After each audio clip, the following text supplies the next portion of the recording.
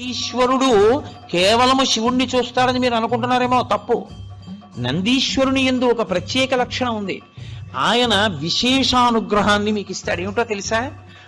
మీకు ఏదో పట్టి పీడిస్తోంది, దోషం తెలియట్లేదు.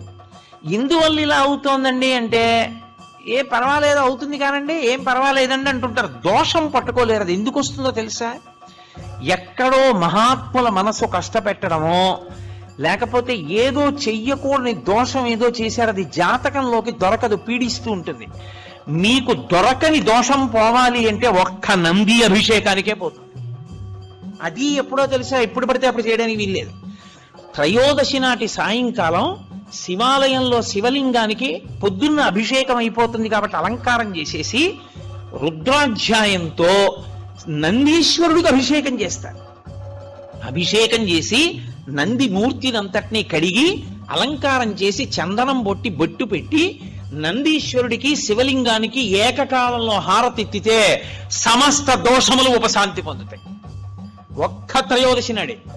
ఇక ఇంకొక రోజు లేదు దానికి.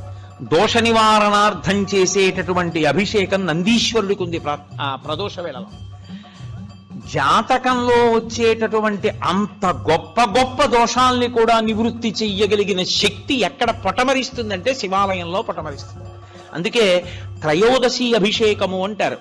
దానికి నంది దగ్గర బయలుదేరి ప్రదక్షిణం చేసి నంది దగ్గరికి రావాలి. దానికి ఒక ప్రత్యేకమైన ప్రదక్షిణ విధానం ఉంటుంది. ఆ ప్రత్యేక ప్రదక్షిణ విధానంలో ప్రదక్షిణం చేసి మళ్ళీ నంది దగ్గరికి వస్తారు. దాన్ని నంది నమస్కారము అని పిలుస్తారు. దాని చేత శివానుగ్రహం పరిపూర్ణంగా కలుగుతుంది. తత్తీర్థం తల మీద చల్లితే చాలు. ఎప్పుడైనా జరిగిందా ఇక్కడ నందికి అభిషేకం?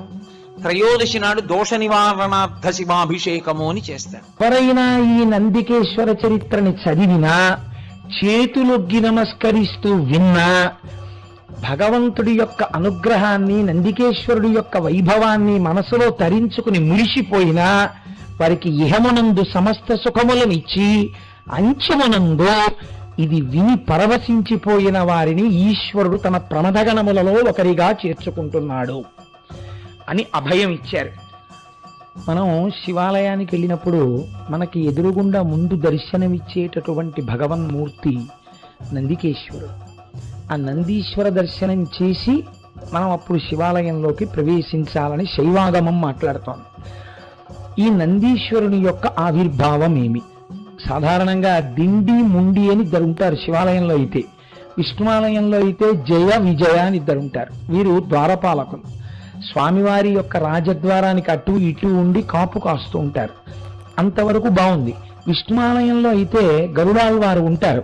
వారిని సేవిస్తారు, వారికి నమస్కరిస్తారు. కానీ గరుడాళ్వార్ అలా శ్రీ మహావిష్ణువుకి ఎదురుగుండానే ఉండాలని కానీ, లేకపోతే గరుడాళ్వారు ఎదురుగుండా లేనటువంటి విష్ణువాలయం ఉండకూడదని కానీ విష్ణువాగమంలో ఉన్నట్లుగా మనకు అనిపించదు. ఎందుచేతనంటే మనం అనేక వెంకటేశ్వర స్వామి వారి దేవాలయాలు చూస్తుంటాం. ధ్వజస్తంభంలోనే కింద గరుడు ఉంటుంటాడు. అంత మాత్రం చేత ఒక్కొక్కసారి ఆళ్వారులలో పక్కనున్న దేవాలయాలు ఉన్నాయి.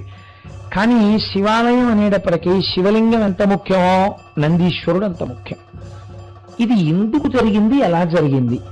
అలా ఒక వృషభ రూపమై ఈశ్వరుడు నన్ను క్షమించుగాక ఒక పశువు శివుడి ముందు కూర్చునేటటువంటి అధికారమును ఎలా పొందినది?